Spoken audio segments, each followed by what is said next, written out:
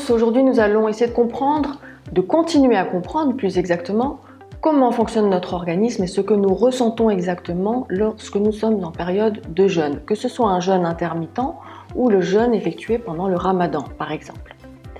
Avant toute chose, il est important de comprendre que toutes les études scientifiques qui sont effectuées au long terme ne l'ont été que sur des animaux.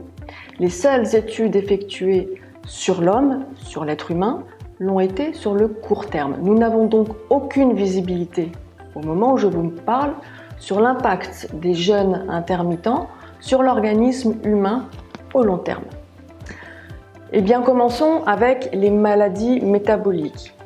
Comme vous le voyez sur notre affiche, les maladies métaboliques concernent en fait de nombreuses pathologies comme un excès de cholestérol dans le sang, un début d'obésité, peut-être une résistance à l'insuline. Eh bien, ces maladies métaboliques peuvent être en partie améliorées grâce à la mise en place d'un jeûne intermittent pendant plusieurs semaines d'affilée. À condition bien évidemment que ce jeûne intermittent soit suivi par un médecin ou en tout cas par un professionnel de la nutrition. Mais les études scientifiques l'ont prouvé, le jeûne intermittent permet d'avoir un effet bénéfique sur ces pathologies, au court terme en tout cas. Le poids. Est-il possible de perdre du poids pendant que l'on effectue un jeûne intermittent ? Vous l'avez compris, lorsque nous sommes en période de cétose, c'est-à-dire véritablement en période de jeûne, notre corps va puiser de l'énergie dans la réserve adipeuse, c'est-à-dire dans la graisse. Donc vous me direz bien évidemment, oui, on perd du poids. Eh bien oui, bien sûr, nous perdons du poids. Notamment dans les 48 premières heures, il n'est pas rare d'arriver à perdre au moins 2 kg. Mais sachez que sur ces 2 kg perdus, 2 représentent en fait de la masse hydrique, de l'eau. Un seul kilo en fait est réellement perdu de la masse graisseuse. Pour perdre du poids, véritablement, il faut que le jeûne intermittent ait duré plus de 48 heures.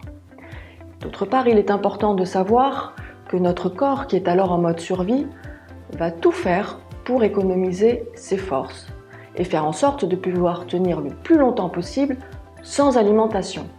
Il ne sait pas quand vous lui redonnerez à manger, donc il va faire en sorte d'économiser vos forces. Vous allez donc avoir un battement de cœur qui va ralentir petit à petit. Vos organes vitaux fonctionneront parfaitement normalement, mais beaucoup plus lentement. Ainsi, votre métabolisme de base, qui représente une grande partie de votre besoin énergétique journalier, diminuera peu à peu, ce qui permettra de ralentir la perte de poids.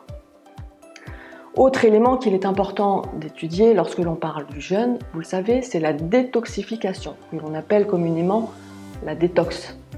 Votre foie est l'organe principal qui permet d'effectuer cette manœuvre qui est effectuée normalement quotidiennement par votre organisme. Vous l'avez compris, en période de jeûne, votre foie travaille particulièrement. C'est lui qui est au cœur du métabolisme des acides gras pour les transformer en corps cétogène, votre substrat énergétique. Votre foie fonctionne vite, il fonctionne très bien, il va donc être beaucoup sollicité. Alors oui, la détoxification fonctionnera très bien. À vous de l'encourager à fonctionner encore mieux en l'alimentant correctement pendant les ruptures de jeûne, bien sûr, en évitant de surcharger votre foie, notamment avec des additifs alimentaires, avec un excès de médicaments et notamment avec des produits sucrés. Et puis encouragez-le à se détoxifier encore mieux grâce à l'apport de boissons citronnées, sans sucre ajouté bien évidemment, et d'infusions à base d'artichaut et de radis noir. Autre élément qui est souvent posé lorsque l'on parle de jeûne, perd-on de la masse musculaire pendant que nous jeûnons ? Eh bien, je vais vous répondre en 3 parties. Lorsque nous jeûnons pour cause de Ramadan, non, la masse musculaire n'a pas le temps de fondre, la masse musculaire est sauvegardée, bien évidemment à condition de garder une alimentation saine pendant cette période.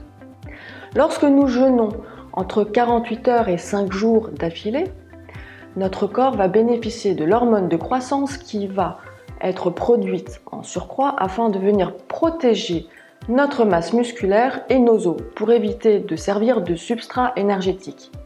Mais au-delà de 6 jours de jeûne d'affilée, votre masse musculaire va commencer à fondre petit à petit, puisque votre tissu adipeux ne servira plus suffisamment de substrat énergétique.